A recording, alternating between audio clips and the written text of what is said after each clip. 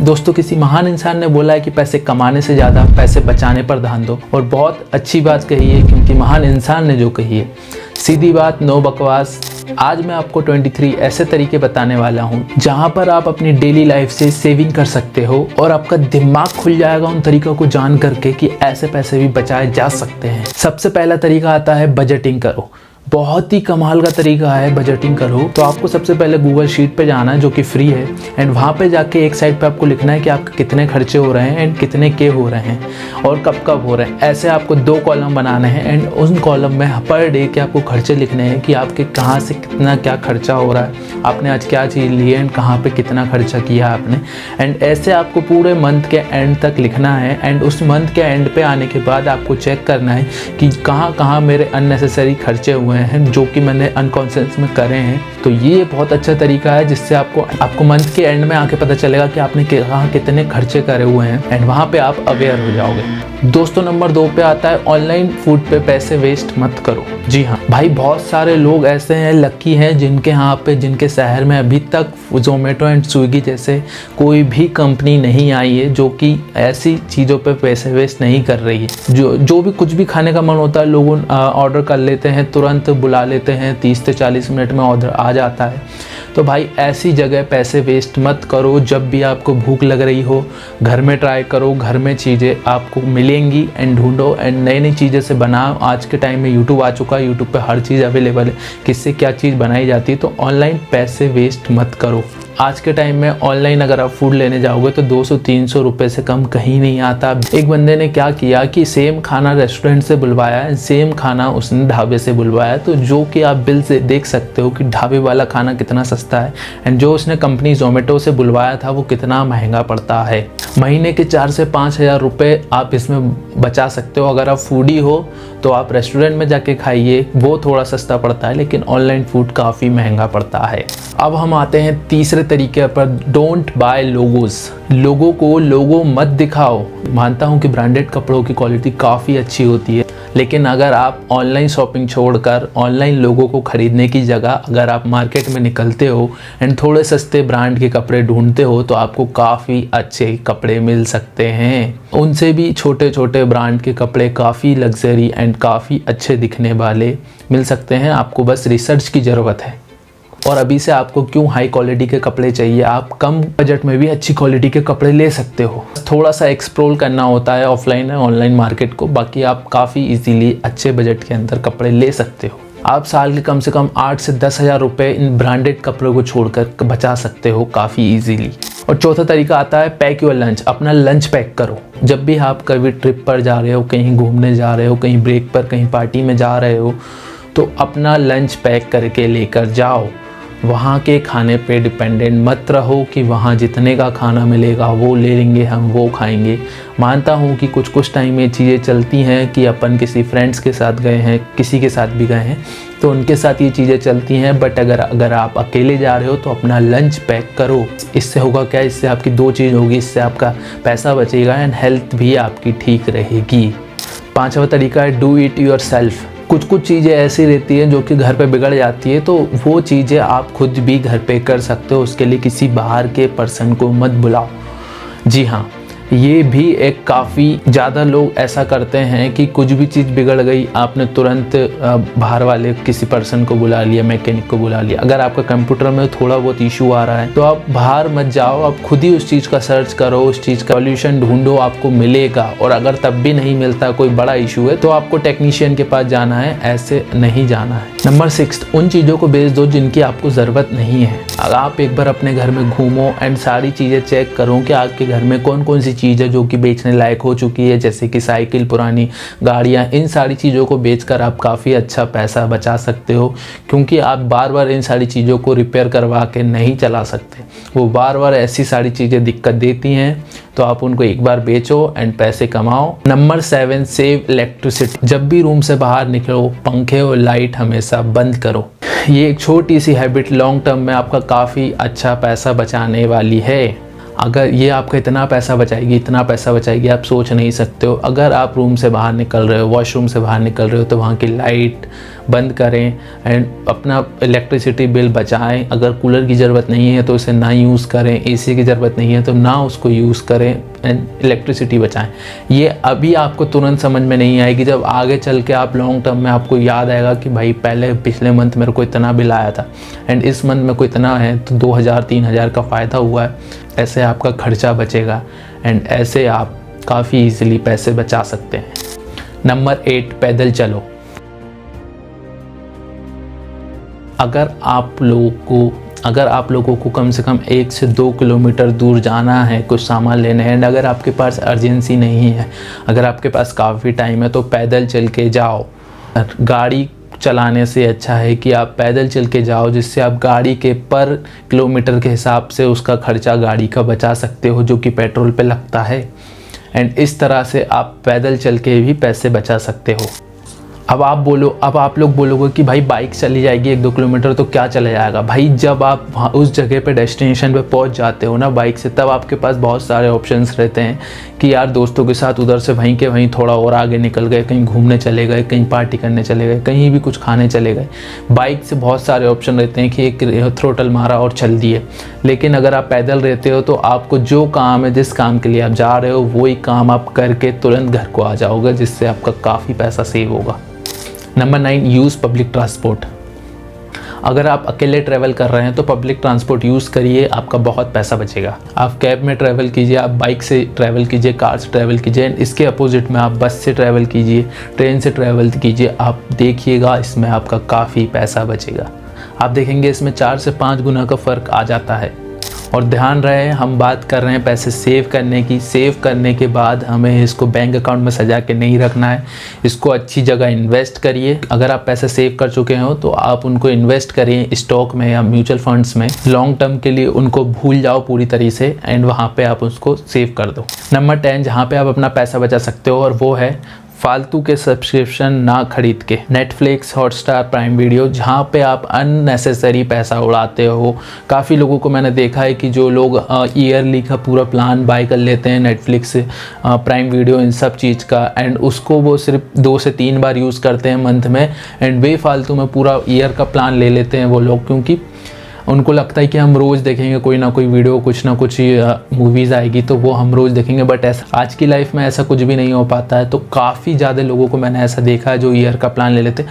अगर आपको लेना भी है तो 1 मंथ का प्लान लो एंड उसमें सारी वीडियोज़, मूवीज़ जो भी आपको देखना है वो सब लेके ख़त्म करो। 1 मंथ का लो, 6 से 7 महीने में आप एक बार लो, 1 मंथ का लो एंड उस मंथ आप सारी मूवीज़ देख के ख़त्म करो एक ही बार में, ताकि आपको बार बार लेना ना पड़े। मेरी सलाह मानो तो काफ़ी ज़्यादा ऐप्स ऐसी भी आ चुकी हैं, वेबसाइट ऐसी भी आ चुकी है जहाँ पे आप फ्री में मूवीज़, लेटेस्ट मूवीज़ वॉच कर सकते हो। यहाँ पे मैं कुछ नाम लिख दूँगा मूवीज़ के, वेबसाइट्स के एंड ऐप्स के, तो वहाँ से आप जाके चेक कर सकते हो। इन वेबसाइट्स पे काफ़ी अच्छी मूवीज़ आपको यहाँ पे फ्री में मिल जाएंगी। नंबर 11, बल्क में चीज़ें बाय करें।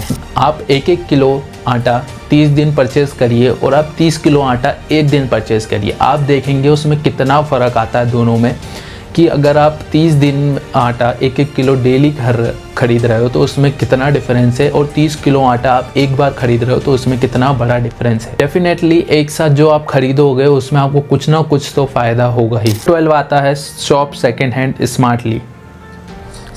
सेकेंड हैंड चीज़ें खरीदिए। वो साइकिल हो सकती है, मोटरसाइकिल हो सकती है, कार हो सकती है, कोई भी इलेक्ट्रॉनिक प्रोडक्ट हो सकता है, लैपटॉप, कंप्यूटर, मोबाइल फ़ोन। जितनी चीज़ें आपको बहुत अच्छी सेकेंड हैंड मिल सकती है, आप उनको प्लीज़ सेकेंड हैंड में खरीदिए, आपका बहुत पैसा बचेगा। बस आपको ये देखना है कि जो सेकेंड हैंड चीज़ें आप ले रहे हो वो चीज़ ख़राब ना हो। अब जैसे मान लेते हैं कोई चीज़ है जो कि है 10,000 की एंड उसकी क्वालिटी है 100%, लेकिन उसकी क्वालिटी गिर करके हो जाती है 70% एंड उसका प्राइस हो जाता है 10,000 से 40 से 50%। तो आपको क्वालिटी कितनी मिल रही है? 70%, लेकिन आधे से भी आधे दाम में आपको वो चीज़ मिल रही है। ऐसे फ़ायदा होता है सेकेंड हैंड चीज़ें खरीदने का। और कई बार क्या होता है 100% क्वालिटी आ जाती है 90% पर, और जो प्राइस आ जाता है 50% पर, और बहुत ज़्यादा फ़ायदा होता है सेकेंड हैंड चीज़ों में। नंबर 13, जो कि आपके पेरेंट्स यूज़ करते हैं, हर जगह पर नेगोशिएट कीजिए। हर जगह पर भाव-तोल कीजिए जहाँ भी आप कर सकते हैं। हमें ना शर्म आती है, हम जितना भी वो लोग मांगते हैं हम शर्मिंदा के ना हो इस कारण हम उनको दे आते हैं, फिर हम बहुत ज़्यादा कम करवाते हैं उनसे। सामने वाले ने 1000 रुपये मांगे एंड हम उनको 950 करिए आए, लेकिन इसमें हमारा कोई भी फ़ायदा नहीं होता। हमारे जो पेरेंट्स होते हैं ना वो लोग 600 से गाड़ी स्टार्ट करते हैं कि भैया 600 से 700 दूंगा, इतने में मेरे को दे दे। एंड वहाँ पे वो थोड़ी देर बहस करते हैं एंड शॉपकीपर मान जाता है एंड वहाँ पे उनके काफ़ी अच्छे 200 से 300 रुपये सेव हो जाते हैं। 1000 रुपये पर 300 रुपये वो बचा करके आएंगे। नंबर 14, अगर आप कोई चीज़ फ्रिक्वेंटली यूज़ नहीं करते हो तो उसे रेंट करना स्टार्ट कीजिए। अगर आपको कार का काम ज़्यादा नहीं पड़ता, आपको कभी कभार कार चाहिए तो रेंट पे लीजिए। मान लो कि आपको ना वीडियो शूट करने का मन है लेकिन आपके पास DSLR नहीं है, तो आपको DSLR लेने की कोई ज़रूरत नहीं है। DSLR आप किसी भी फ़ोटो स्टूडियो से आप DSLR रेंट पे ले सकते हैं। जिन जिन चीज़ों को आप रेंट पे ले सकते हो, जिनका काम आपको कम पड़ता है, आप उन चीज़ों को रेंट पर ही लो। Number 15, save your housing cost. अगर आप कहीं बाहर रहते हो, आप कहीं रेंट पे रहते हो, तो आप ट्राई करिए कि कोई आपके साथ ऐसा बंदा आ जाए जो आपके साथ पार्टनरशिप में आपके रूम में रहे, तो आपका खर्चा काफ़ी बढ़ जाएगा, क्योंकि आधा आप दोगे एंड आधा आप वो देगा। अगर आप कहीं रेंट पे रहते हो तो आप ट्राई करिए, नेगोशिएट करिए कि वहाँ पे वो थोड़ा बहुत पैसे कम कर दे। अगर आप 200 से 300 रुपये भी कम करवा रहे हो तो वो कम से कम ये साल का 5 से 6000 रुपये कम हो रहा है। Number 16, take care of your health. अपनी हेल्थ पर ध्यान देकर भी आप बहुत अच्छा पैसा बचा सकते हो। मैं आए दिन ये देखता हूँ, आप भी आए दिन ये देखते होंगे कि काफ़ी ज़्यादा ऐसे लोग हैं जिनको इमरजेंसी में काफ़ी ज़्यादा पैसों की ज़रूरत पड़ती है। 3 से 4 लाख, 10 से 15 लाख रुपए की ज़रूरत पड़ती है एंड पूरी सेविंग वो हेल्थ में दे देते हैं एंड उनकी पूरी सेविंग चली जाती है। उसके बाद भी उन्हें पैसों की ज़रूरत पड़ती है सिर्फ एक मेडिकल इमरजेंसी की वजह से। इतना पैसा बचा लोगे एंड अगर आप हेल्थ पे ध्यान नहीं दोगे तो सारा पैसा आपकी हेल्थ में गुजार दोगे। अपनी और अपने परिवार की हेल्थ का ध्यान रखना आपका काम है। वो जो आपकी जो सेविंग है वो इन चीज़ों में ना जाए। 17, 24 आवर्स रूल का इस्तेमाल कीजिए किसी भी चीज़ को खरीदना है तो। देखिए, हमें ना सनक छूटती रहती है कि किसी भी चीज़ को खरीदने की एंड आपको उस टाइम पता नहीं चलता है कि ये चीज़ सही है या फिर ये चीज़ गलत है। तो आप सबसे अच्छी चीज़ ये कर सकते हैं कि उस चीज़ पे आप 24 आवर रूल्स अप्लाई कर सकते हैं। 24 आवर रूल का मतलब ये होता है कि अगर जैसे कि मेरे को आज आईफोन ख़रीदना है एंड उस आईफोन को मैं अभी जाके देखता हूँ एंड मेरा बहुत मन हो रहा है वो 80-90 हज़ार का आईफोन लेने का, तो मैं क्या करूँगा, 24 आवर्स रूल उस पर अप्लाई करूँगा और 24 आवर बाद में ये चीज़ देखूँगा कि मेरा वो चीज़ लेने का मन हो रहा है या नहीं। अगर होगा तो मैं बाय करूँगा एंड अगर मेरे को सिर्फ सनक छूटी होगी तो मैं 24 आवर्स के बाद वो चीज़ लेना पसंद नहीं करूँगा। कि 24 आवर रूल का यूज़ करके आप काफ़ी ज़्यादा इजीली पैसे बचा सकते हो। नंबर 18 है make a shopping list. Shopping list बनाने के बाद में ही आपको शॉपिंग करनी है, ऑनलाइन भी और ऑफलाइन भी। इसको 4 चीज़ लेनी है लेकिन हम जब मॉल जाएंगे तो 14 चीज़ें खरीद करके लेकर आ जाते हैं। हमको ऐसा नहीं करना है। हमको जो करना है घर से ही शॉपिंग लिस्ट बना के लेकर जानी है एंड जितना चीज़ें शॉपिंग लिस्ट में लिखी है आपको उतनी ही चीज़ें लेकर आनी है। ये नहीं कि आपको जो भी सामान दिख रहा है वो सामान लेकर आ जाओ, ऐसा नहीं करना है। शॉपिंग लिस्ट बनाइए एंड शॉपिंग लिस्ट में अपना सामान लिखिए, आपको जितना भी चाहिए एंड उस सामान को आप प्रॉपर तरीके से लेकर आइए। Number 19, buy things on incognito mode. Incognito mode पर चीज़ें परचेस करें। आप में से कई लोगों को नहीं पता होगा कि इनकॉग्निटो मोड क्या होता है, तो अपने जो ठगी फ्रेंड्स हैं उन लोगों से आप पूछिए, वो आपको अच्छे से डिटेल में बताएंगे कि इनकॉग्निटो मोड क्या होता है। इनकॉग्निटो मोड बहुत अच्छा होता है। देखिए, मैं आपको एग्जांपल बताता हूँ। आप नॉर्मल गूगल पे सर्च करते हो, बार बार एक चीज़ें सर्च करते हो, उस चीज़ को सर्च करने के बाद गूगल का ऐसा स्ट्रक्चर बना हुआ है पूरा कि वो जैसे जैसे आप उसको बार बार सर्च करते हो वो उसका अमाउंट बढ़ाता हुआ चला जाता है। अगर आपको ख़रीदना है एक फ़ोन 80,000 का, अगर आप उसको बार बार करोगे तो वो 80 से 82,000, 83, 84, 84, 85 हज़ार ऐसे बचाता जाएगा। लेकिन अगर आप इनकॉग्निटो मोड में सर्च करते हैं तो वहाँ पे आपकी कोई ऐसी हिस्ट्री नहीं बनी रहती कि आपने कितनी बार देखा है इस चीज़ को। तो अब वहाँ पे जाके उसके रियल प्राइस में, उसका जो भी प्राइस चल रहा है 70,000, 75,000, उस प्राइस में जाके आप उसको ख़रीद सकते हो। गूगल उन चीज़ों के दाम बढ़ा देता है जो भी चीज़ें हम खरीदने वाले होते हैं, इसलिए आप इनकॉग्निटो मोड में जाके भी काफ़ी ज़्यादा पैसे बचा सकते हैं अपने। नंबर 20, और ये काफ़ी ज़्यादा इम्पॉर्टेंट है, लीव योर बैड हैबिट्स। अपनी गंदी आदतों को छोड़ो। ये एक ऐसी चीज़ है कि इससे लोगों के लाखों रुपए लुट गए। धरतियाँ लुढ़ गई इस एक चीज़ के कारण। किस तरह का नशा? सिगरेट, दारू, किसी भी तरह का नशा, और कुछ लोग तो चाय में भी पैसे बर्बाद कर रहे हैं। तो आप ये देखिए कि इन बुरे नशों के कारण कितने ज़्यादा पैसे सिर्फ नशे में उड़ रहे हैं। एंड कुछ नहीं है, सिर्फ 2 से 3 मिनट का प्लेजर है इसमें, एंड कुछ भी नहीं मिलता है। तो इस तरह भी आप गंदे नशे छोड़कर भी काफ़ी ज़्यादा इजीली पैसे बचा सकते हैं। नंबर 22 पे आता है उधार लो भी मत एंड उधार दो भी मत। जी हाँ, ये काफ़ी ज़्यादा अच्छा तरीका है पैसे बचाने का कि कभी उधार लो भी मत एंड कभी उधार दो भी मत। ज़्यादातर ये होता है कि हम उधार ले लेते हैं किसी भी चीज़ को लेने के लिए, लेकिन वो उधार हमसे चुकता नहीं है, क्योंकि वो उधार पे काफ़ी ज़्यादा इंटरेस्ट लगाती है बैंक आज के टाइमों में। एंड दूसरा तरीका ये है कि उधार दो भी मत। ऐसा कोई भी नहीं है कि भाई उधार वापस कर दे। 70% वो उधार आपका चला जाता है, 30% होता है कि वो उधार आपको वापस मिल जाए। ऐसी कोई रिसर्च नहीं है आज तक। खास करके अपने दोस्तों को तो उधार दो ही मत, वो पैसा तो हमेशा जाता ही है। इसलिए कभी उधार लो भी मत एंड कभी उधार दो भी मत, जिसमें आपका पैसा बचा रहेगा। एंड ये काफ़ी अच्छा तरीका है पैसे बचाने का। नंबर 23, दिखावे के जीवन से बाहर निकलो। जी हाँ, दिखावे का जीवन कभी भी यूज़ मत करो। अगर आप अभी यहाँ पे हो एंड आपसे ऊपर कोई आपका अपोनेंट है, अगर आप उसके बराबर में आ जाओगे तो आप उसके ऊपर वाले अपोनेंट से आप अपना कंपेयर करने लगो कि ये ऊपर है तो मैं भी ऊपर जाऊँगा। ऐसा मत करो। आप किसी भी बिलियनर से ऊपर नहीं निकल सकते। ऐसा कोई भी नहीं है जो बिलियनर से ऊपर निकल जाए। सब एक के बाद एक ऊपर हैं। आप जितना ऊपर जाओगे आपका मन करेगा कि इससे ऊपर जाऊँ, इससे ऊपर जाऊँ। आप अपनी लिमिट तक ही जाओ, अपनी हाइट पे ही रहो, अपने पैसे बचाने पे ध्यान दो। जितना आप पैसे बचाओगे उतना लॉन्ग टर्म, उतना फ्यूचर के लिए अच्छा होता है। इसलिए पैसे बचाने पर ध्यान दो, दिखावे की ज़िंदगी से बाहर आओ।